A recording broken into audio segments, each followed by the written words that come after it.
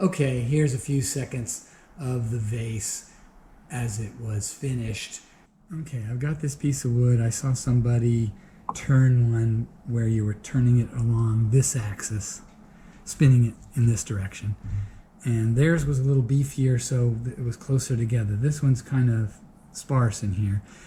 My difficulty is going to be this. I need to drive it like that. So obviously I was going to cut off some, but now what really drives me to cut off some is I got to get this spur drive touching this wood here, and without this touching that. So I'm going to be cutting off part of this. And the trick is when I turn this, it's probably going to end up sloped up on the outside. So I don't want to just chop it off here, because then I might lose a tip that I want to use. Okay, I trimmed this off. I've curved it up a little bit. I cut the bottom off. It now will fit in there and clear the front end of the drive section. You can also see that this oak is nicely spalted here and here in the bottom. So obviously it's all the way through. Got some wormholes. So we'll see. The one thing about this is it's fairly squat in this direction. So it's going to be, I don't know exactly what it's going to look like, but as I hollow this out, there's not going to be many sides on the sides. So I now have this mounted on the lathe. I've got my spur drive over here, the live center here. I've centered this from here to here and from here to here. This over here I think is in the center. It's hard to say for sure. I've got it so it clears everything. It should work out well. My intent initially is to probably cut this round to where the diameter is. I want to put a tenon right here, and then I'll see what happens after that. So it's and this, my intent though is to taper this up, get rid of all of this bark and bare wood or whatever, and this side will not get turned because I don't know that I want to be that small. Now it might knock the tops off of some of this stuff, but we'll see what it turns out.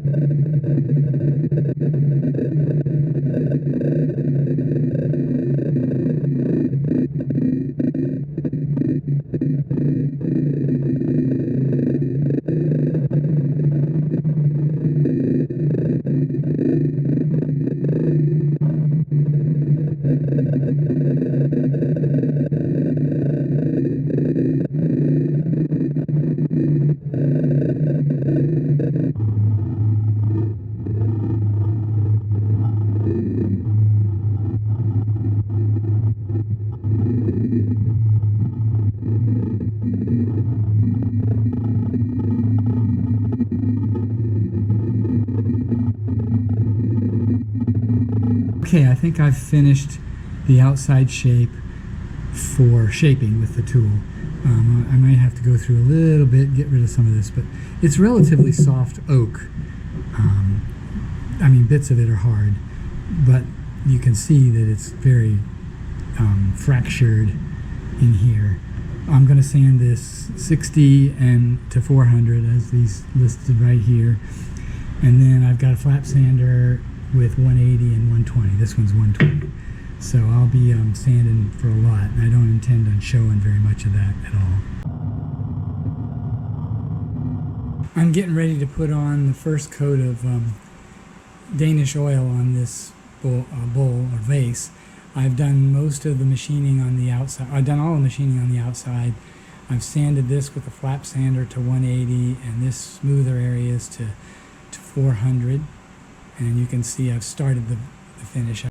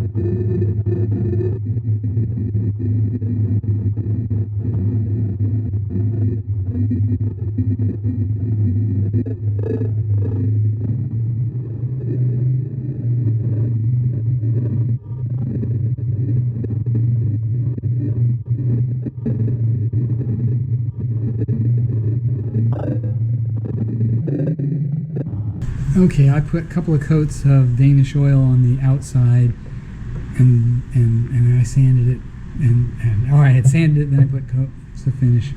Now I've hollowed out the inside. This is an unusual shaped bowl. It's not much of a bowl. If your name starts with a Y, it make a great Y.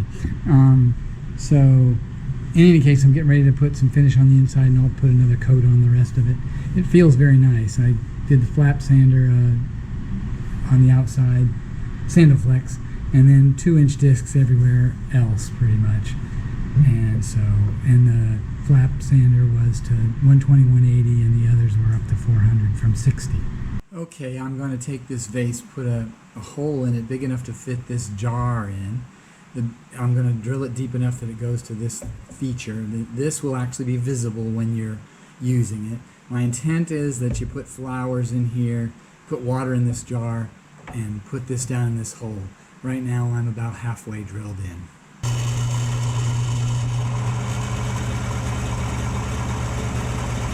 Okay, here is my vase that I've finished here. It's unusual, I would guess. What I've got there is a Y-shaped piece of wood, a crotch, and a glass jar that holds water. I didn't embed it all the way in because I kind of like having a little bit of glass showing out of there. The flowers are amaryllis. They kind of block the vase. Here, I'll probably do a video with just the vase in it too.